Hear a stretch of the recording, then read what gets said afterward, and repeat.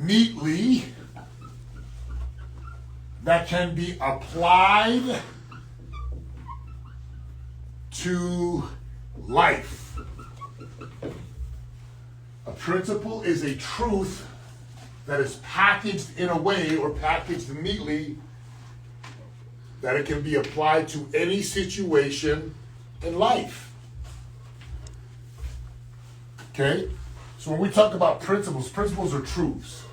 It's true. It's a truth that is packaged neatly that can be applied to any situation in life. Okay?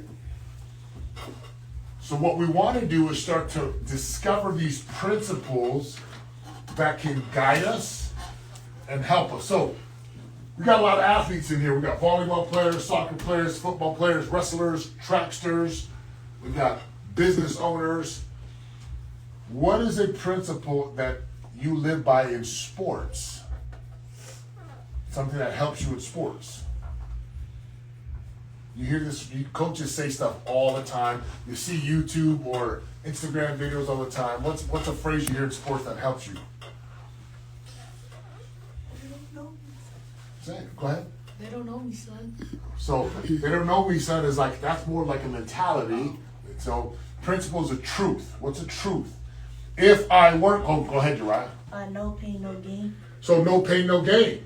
That's like a principle. It's like, hey, if I'm going to gain something, I'm going to go through some pain. I like that one. That's a great one because in Good job, Uriah. In the life, that's a great one, Uriah. 2 clap. Hey, no pain, no gain, baby. No pain, no gain. Can that be applied to most anywhere in life? If I'm going to build a bicep, am I going to experience some pain? If I'm going to build speed, am I going to experience some pain? And without the pain, there is no gain. Yeah, very good, Uriah. I love that. Okay.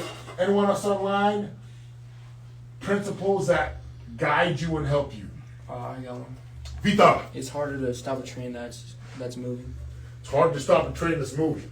So it's hard to stop a train that's moving. So if we were to package that into more of a principle, if let's see here,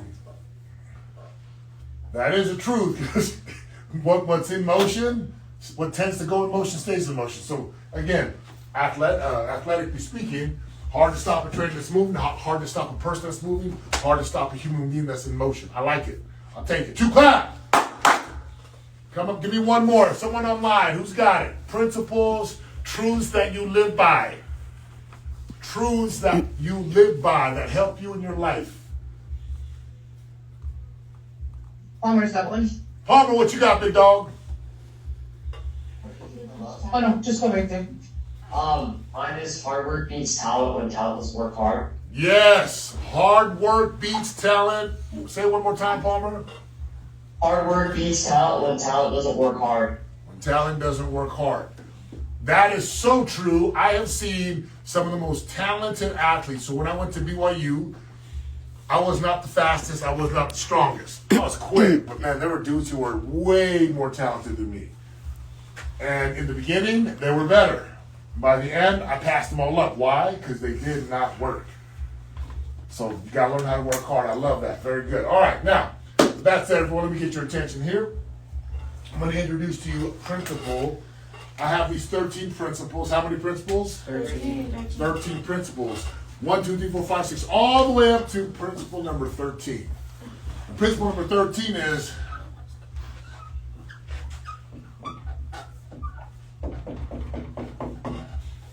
so that's the acronym, so write that down. N-O-I-C-T-S-Y. Type that in the chat box. N-O-I-C-T-S-Y. It's one of the greatest principles I've ever heard in my life. That's why it's the last principle of my 13 principles. And it stands for this. No one, oh, go ahead, Judah. No, go ahead. Say it, Dad. Say it, Judah. No one is coming to save you. No one is coming to save you. No one is coming to save you. Say it out loud. No one is coming to save you. What does this mean?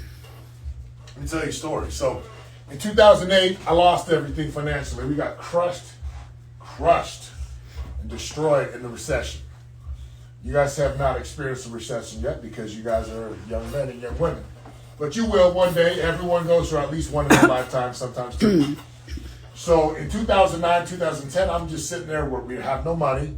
I'm sitting there, we're living in this tiny town home, and I'm like living on government assistance, and I'm like, dude.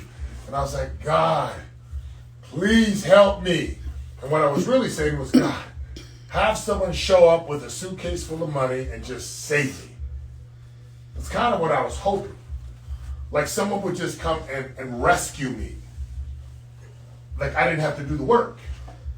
And I'm so grateful that God did not save me. He did not rescue me. He did not just, here's your money, here's your championship, here, let me give you some muscle without you having to work for it.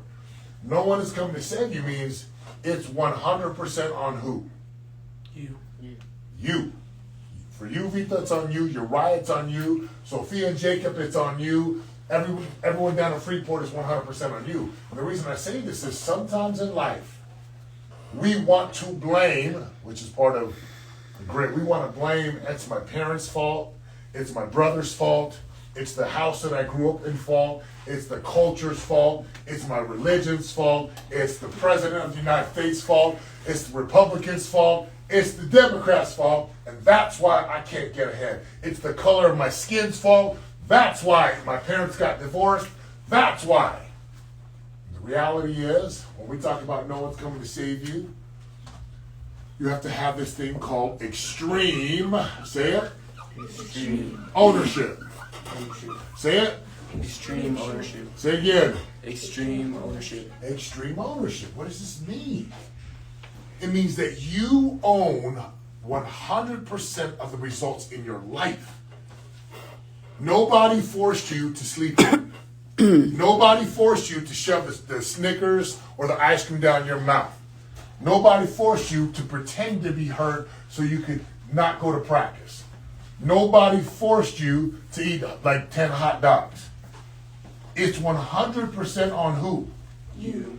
No one is coming to save you, which means you gotta have Extreme ownership. extreme ownership, which means own your life, own your results, own your actions, own everything inside of your life. So here's what I want to do right now. I want you to think of something right now, and this takes living by the code, which is to be real.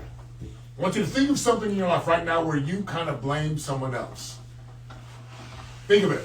The reason I don't have good grades, the reason I'm not faster, the reason I'm not starting, the reason I'm tired is because my brother kept me up late at night, and my dad didn't wake me up, and my mom didn't do this. I want you to think of something right now where you have blamed someone. Just write it down. Just take some courage, because everyone's like, I don't blame anyone. We all blame people.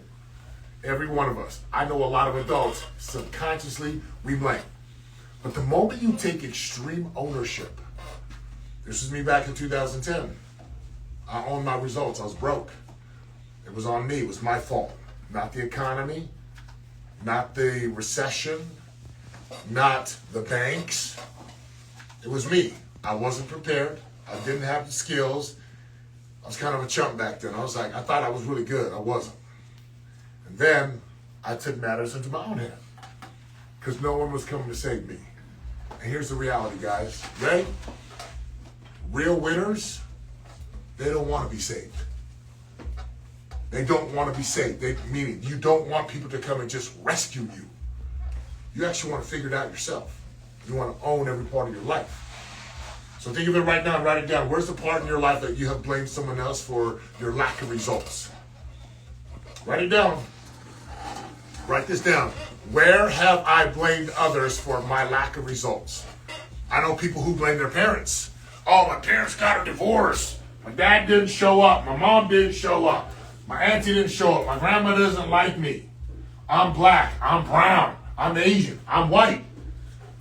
I play sports and everyone's brown and black. I don't have a chance because I'm white. I've heard these things. I know you guys have too. I don't have the cool shoes. I don't got the Nikes. I don't got the cool workout. I want you to identify where you have not had extreme ownership. And if you do have extreme ownership, my gosh, you are special. You are something special. Because y'all know I'm doing a bodybuilding show, right? Y'all know I'm doing a bodybuilding show? I'm going to stand on stage and pose. So, last 6 months, from July to December, I was like, oh, it's too hard to eat my food. It's too hard to prep my food. I'll just eat In-N-Out. I'll just eat Cane's. I'll just eat the burritos at Tacos El Tacos Gordo. You know what? It's just too hard. You don't understand. I work and I travel. I was making up excuses like crazy. And that's why I stayed overweight and fat and obese, and I wasn't ready to compete. This year, who has taken responsibility for his life? I have. We traveled last week to Utah. What did I do, Tasha? You had your meals. I packed meals. I bought meals, and I'm eating my meals versus eating the In-N-Out burgers and eating all the junk food. As much as I love ice cream, which I do, I wasn't eating it. In fact, check this out. I haven't packed my meals right. I got my meal here. I got to eat after this. I've got water in the car. I've got 4 meals in my car because I'm in charge of my life. So principle number 13, no one's coming to save you. Here's what I want you to do in your small groups. I want you to have an honest, real conversation. This takes courage. And I'll share one more. I used to blame the color of my skin. I did. I'll be honest. When I was growing up, I used to be like, well, the reason I'm not rich is because I'm brown. And I don't know a lot of rich Polynesians. So I guess we just got wealthy. I had that mentality. And then I was like, that is like someone, thankfully, I had a mentor who slapped me. Not physically, but figuratively. He's like, that is the dumbest thing I've ever heard. You like, stop being a victim. And when he said, if you want to be wealthy, go get it. You want to have money, go get it. You want to get to the NFL, go do it. You want to get to college, go do it. He's like, nobody's stopping you, but no one's going to come save you. So I want you guys to have a conversation in small groups. Where have you been blaming someone else and not owning and having extreme ownership in your life? Small groups, you got about 5 minutes to discuss. Thank you for writing that in there, Rashida. 3, 2, 1, go. Have a real conversation. Let's go. Okay, who you guys been blaming? I'm going to sit with you guys right here. Said the reason we lost the game was because of the ref. Oh, I like that. The reason, man, right. Too many athletes. The reason we lost the game, freaking refs. Good one, Riley. Clark, what you got? G, what you got? Same thing as Riley. I was mad that they didn't call when my kid had his flag out, his third flag out. And really, I should have Sorry, guys. emergency caught it, health safety. Okay, I love it. You guys, you 5 right here. You guys get together and discuss it with yourselves. What's up to the camera? Hey, what's up, everyone? We're here at Elite Performance Prep Academy. Every Tuesday we have Tuesdays with Setema. And we're teaching these kids life principles, character building. Today we're talking about principle number 13 of the 13 principles, which is no one is coming to save you. Now to these kids, it's funny. I'm like, are they really getting that? That don't blame. The first thing that one of our students said was like, oh, in my life, I was blaming the ref. We didn't win the game, so I was blaming the ref. It's the ref's fault. I'm like, oh man, he got it. See, this principle here, come this way because I know it's kind of loud. It's powerful because a lot of times adults, number one, we don't take extreme ownership of our lives. Number two, we want someone to save us. We want someone to come do the work for us. Like we sit there and we just went, man, God will save me. Someone's going to save me. Someone's going to. And I'm not talking about salvation. I'm talking about producing results in your life. If you want muscles, you got to go to the gym. If you want money, you got to go develop skills and create value in the marketplace. If you want to be closer to your children, you got to put your phone down and connect with them. It's not just going to magically happen. And too many people, they just think, well, if it's not happening, I guess, and I hate when people say, well, there's a reason. There's just a reason for everything. Yeah, the reason is you didn't work out, you didn't prep your food, you slept in, you watched Netflix all night. The reason is you're lazy, you're incompetent, you're a bum. And again, I mean this direct because we got athletes here. So today we're talking about this principle. No one's coming to save you. You got to take a good look at your life and say, where am I wanting someone to come do the work for me? Where am I still blaming others? Where do I think I'm still helpless? Like, oh my gosh, I can't do this. So that's what we're discussing with the kids right now. Every Tuesday, again, if you are a parent who like the traditional school system is not serving your child, look at Microschools. And Elite just happens to be the leader inside of microschooling. And we got centers all over the country. Let's go back and see what we got with these kids. And we're going to have these kids teach us right now. All right, here we go. Let's go. Bring it back. Bring it back. All right, New England. We're coming to New England first, and we're going to go to Freeport. New England's on deck. Everyone pay attention. Clap it up for New England.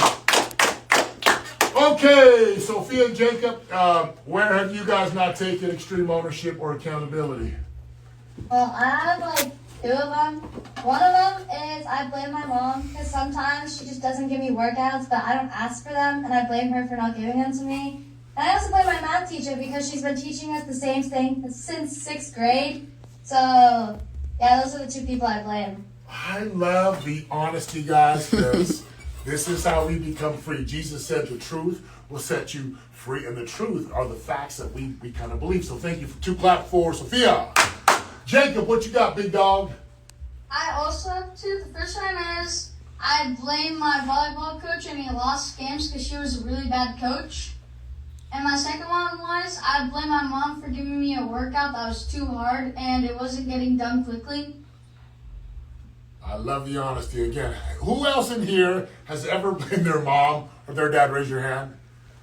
Yeah, I'm raising my hand too, because I still do. Like, it's crazy. Like, it's part of life. By the way, Sophia and Jacob, you guys are in detention because I love your mom. I'm joking. Okay, guys, again, you guys are hearing the truth. Isn't it pretty cool to be like, oh, I'm not the only one who wants to put blame on someone else. All right, Freeport, let's go, baby. Who's got it, Brother David Kelly?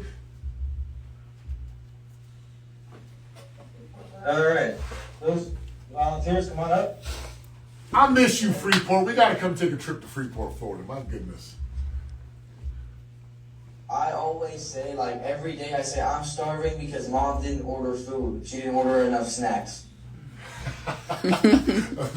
Throwing moms in there. Thank you so much for that, too. Clap. Go ahead, sweetheart.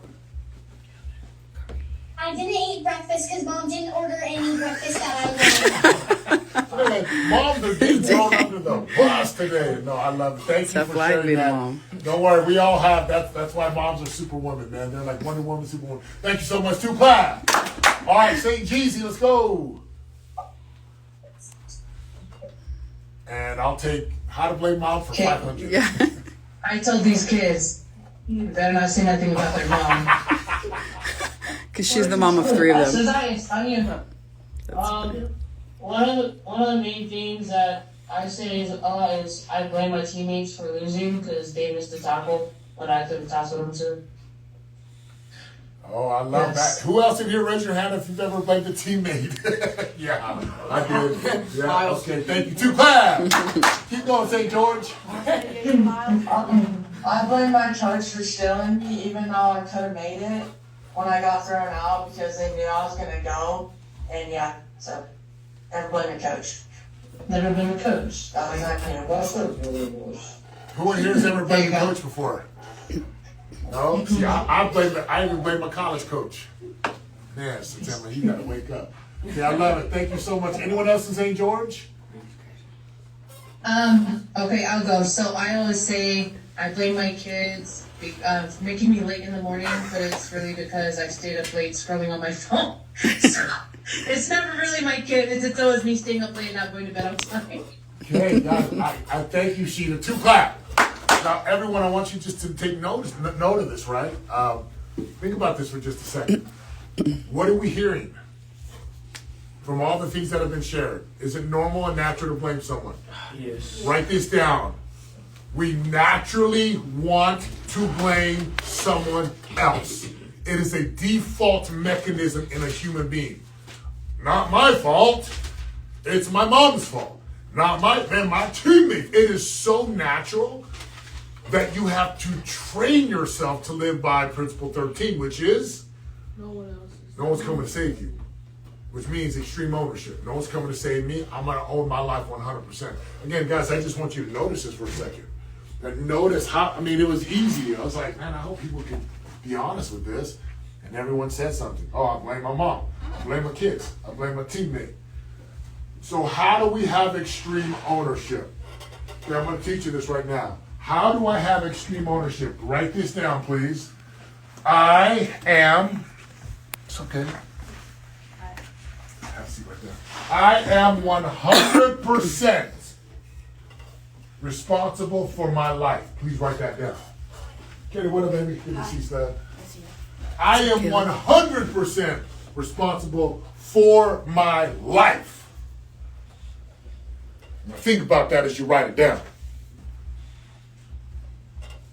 See, the natural default is to want to blame mom and dad and auntie and uncle and brothers and sisters and the guy who's driving slow and the principal and your coach. But the way to have extreme ownership, what's the phrase? You just wrote it down. I am 100% responsible for my life. Okay, we're gonna say this. We're gonna say it 5 times. Everyone, ready? Begin. I am 100% responsible for my life. I'm 100% responsible for my life. I'm 100% responsible for my life. I'm 100% responsible for my life. I'm 100% responsible for my life. So let me ask you a question. Is it the color of your skin? No. Is it your sex or gender? No. No. Is it your mom? No. So, for someone who said the reason I don't have food is because my mom didn't buy food, how can you be responsible and show responsibility in that situation? What could you do? Actually, who said that? Was that someone in St. George? Or someone at Freeport? Freeport. Freeport! Freeport, let them come up to the front here. St. George, I'm going to come to you guys next. Freeport, who said, I'm starving because my mom didn't make me lunch? Carson. Carson, was that you? Carson. Carson, come up to the front. Tema. Yeah. I said I'm starving because my mom didn't order enough food. Okay, so here's my question for you, Carson. Okay. How can you take 100% responsibility for your life in this situation? Instead of blaming mom, what could you do different? I could order my own food, and then if I don't get enough, I could blame it on myself. Okay, you could order your own food. There's one. I love it. Anyone else? Vita. You could find something to make. You could go in the house and find something to make. What else could you do if your mom's ordering the food? Could you go to your mom and say, Mom, can you please order 3 more packages of taquitos from Costco so I have more taquitos to eat because I'm really, really hungry? Could you guys do that? Okay, Carson, thank you. First of all, Carson, will you do that? I will start doing that now. My I man. will try to do that. I love it. 100% responsibility for your life. 2 clap! Good job, Carson. All right, let's go. St. George. Who said something about their teammate? That was Zai. Was that on you? What I could have done is instead of blaming my teammate, I could have done my job instead of trying to worry about others. Amen. You could have done your job. Yeah. How? Yeah. Okay, Dash, go ahead. I should take 100% responsibility. Is I could have brought my shoes to school instead of having my mom bring them. I could have forgotten. Yeah. Very good. And Sheena, what can you do different instead of saying, my kids make me late? Me is, okay, as I have people surrounding me. So Your I son. need to do better at my 3, 2, 1 and make sure I follow that every single day and then go to bed on time. So when the kids go to bed, I go to bed.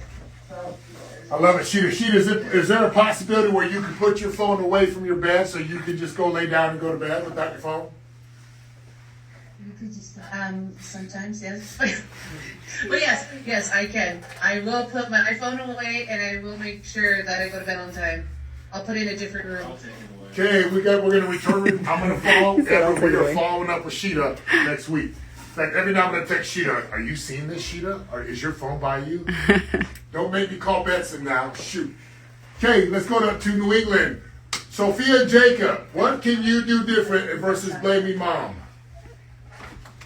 I can just ask her to prepare the workout earlier so that she's ready for it, and then I can just do it and not blame her.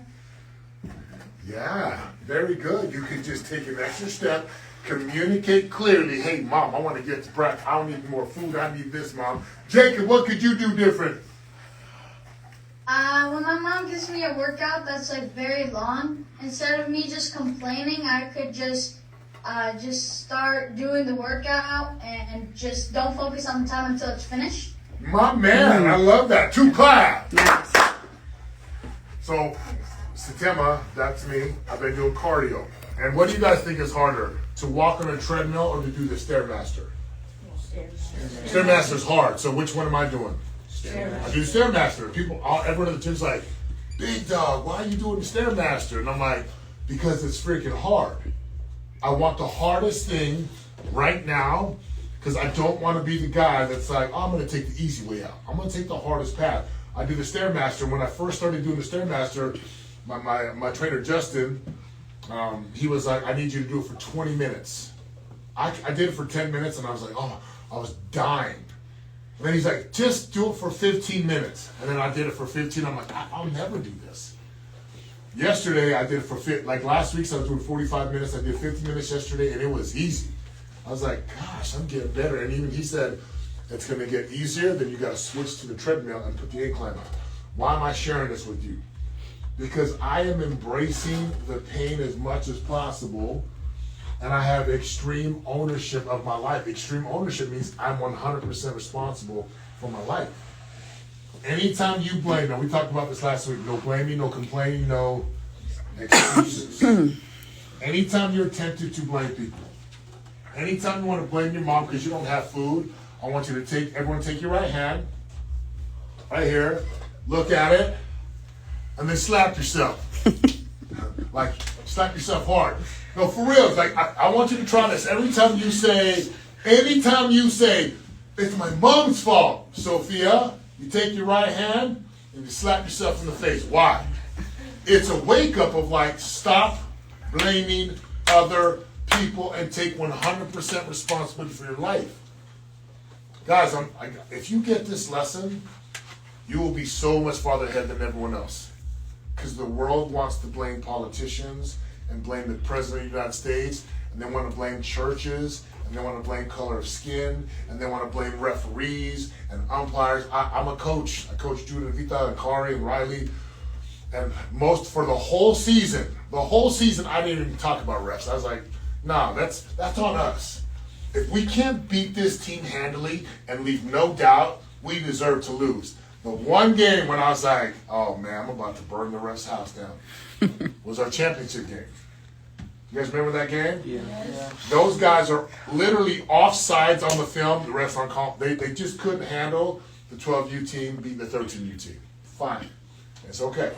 That was when, and then people were like, you never talk about the refs. I was like, I won't say what I said. But I had to change and be like, that's on us. You know why that's on us? Because we should have beat them by more. We should have left no doubt. We should have beat them like 40-0. Then the rest. So here's another good example, okay? For those of you who don't watch sports, anyone watch the Chiefs and the Eagles Super Bowl this year? So all season, the Chiefs they've been limping along. If you're a Chiefs fan, just be open to this. Chiefs have been limping along, winning games. Barely winning games, getting these questionable calls. And they got a lot of questionable calls by the refs. In the Super Bowl, the Eagles basically said, we are not going to leave it up to the refs to win the game. And they just beat the tar out of the Chiefs. Refs couldn't do anything. This is what I mean by 100% responsibility. If you want food and you're blaming your mom, what could you do? Say it again, Caleb? Slap yourself. Well, first of all, slap yourself if you're blaming your mom. I like it. Good way to remember.